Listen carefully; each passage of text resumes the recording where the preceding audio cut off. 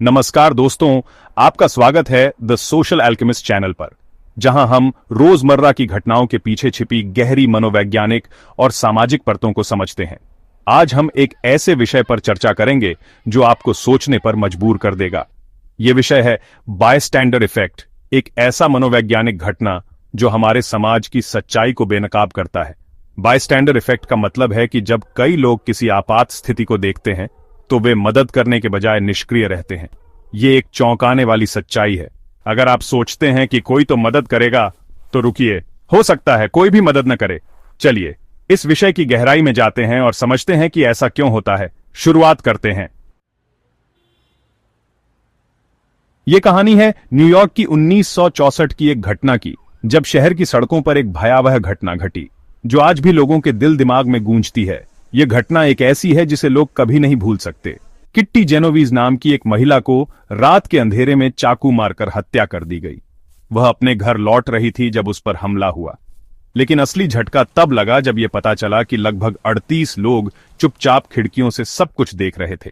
किसी ने भी मदद के लिए कदम नहीं उठाया, न किसी ने पुलिस को फोन किया, न मदद की। यह घटना मानवता के प्रति एक गंभीर सवाल खड़ा करती है। सोचिए, क्या हो अगर ऐसा आपके साथ हो? क्या आप भी ऐसी स्थिति में अकेले रहना चाहेंगे? क्या आप बचाव के लिए किसी और पर निर्भर रहना चाहेंगे? यह घटना हमें सोचने पर मजबूर करती है कि हम एक समाज के रूप में कितने संवेदनशील हैं। इसे कहा गया बायस्टैंडर इफेक्ट। यह क्या है? जब भीड़ में ज्यादा लोग होते हैं तो हर इंसान की जिम्मेदारी कम हो जाती है।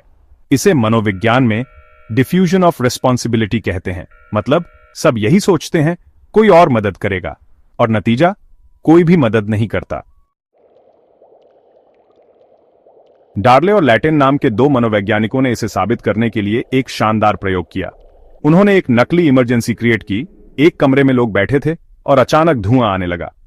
अकेले लोगों ने फटाफट मदद मांगी, लेकिन जब ग्रुप में थे तो ज्यादातर लोग धुआं देखकर चुपचाप बैठे रहे।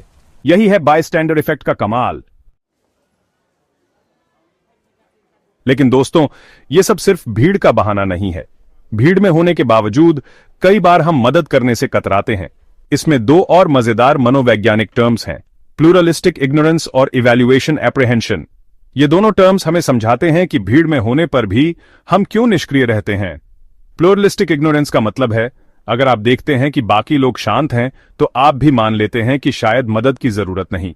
ये एक तरह का सामाजिक संकेत है जो हमें निष्क्रिय बना देता है। वहीं इवैल्यूएशन एप्रीहेंशन कहता है, लोग क्या सोचेंगे। ये डर हमें मदद करने से रोक देता है। हम सोचते हैं कि अगर हमने कुछ गलत किया तो लोग हमें जज करेंगे। मतलब अगर आप किसी को सड़क पर गिरा देखते हैं तो आपकी मदद करने की इच्छा इस बात पर भी निर्भर करती है कि वहां कितने लोग खड़े हैं और आप कितना जजमेंट महसूस करते हैं। जितने ज्यादा लोग होंगे उतना ही ज्यादा आप सोचेंगे कि कोई और मदद करेगा। इसीलिए कई बार हम भीड़ में होते हुए भी अकेले महसूस करते हैं और मदद करने से कतराते हैं। ये दोनों टर्म्स हमें समझाते हैं कि कैसे सामाजिक दबाव और व्यक्तिगत डर हमें निष्क्रिय बना सकते हैं। लेकिन रुकिए, इसका समाधान है। वैज्ञानिकों ने पाया कि अगर भीड़ में किसी की जिम्मेदारी फिक्स कर दी जाए तो मदद मिलने की संभावना बढ़ जाती है। इसे कहते हैं अकाउंटेबिलिटी क्यूज। उदाहरण के तौर पर, अगर आप कहें, आप लाल जैकेट वाले मदद कीजिए, तो वो व्यक्ति ज्यादा जल्दी मदद करेगा। दोस्तों, एक बार मेरे साथ ऐसा हुआ था। एक एक्सीडेंट देखा, लेकिन वहां खड़े लोग चुपचाप देख रहे थे। मैं खुद कंफ्यूज था कि मुझे क्या करना चाहिए। फिर मैंने हिम्मत की और मदद की। सोचिए, अगर मैं भी चुप रहता तो दोस्तों, अगली बार जब आप किसी संकट में किसी को देखें तो ये मत सोचिए कि कोई और मदद करेगा। आप वो बदलाव बनिए जिसकी समाज को जरूरत है। एक छोटा कदम किसी की जिंदगी बचा सकता है। तो दोस्तों, आज का ये एपिसोड कैसा लगा? अगर आपको द सोशल एल्केमिस्ट का ये प्रयास पसंद आया हो तो लाइक कीजिए, शेयर कीजिए और कमेंट्स में बताइए कि आपने कब किसी को मदद की। और हां, चैनल को सब्सक्राइब करना मत भूलिए, क्योंकि यहां हर एपिसोड में आपको कुछ नया और सोचने पर मजबूर करने वाला मिलेगा। धन्यवाद और अगली बार तक बदलाव के एल्केमिस्ट बने रहिए।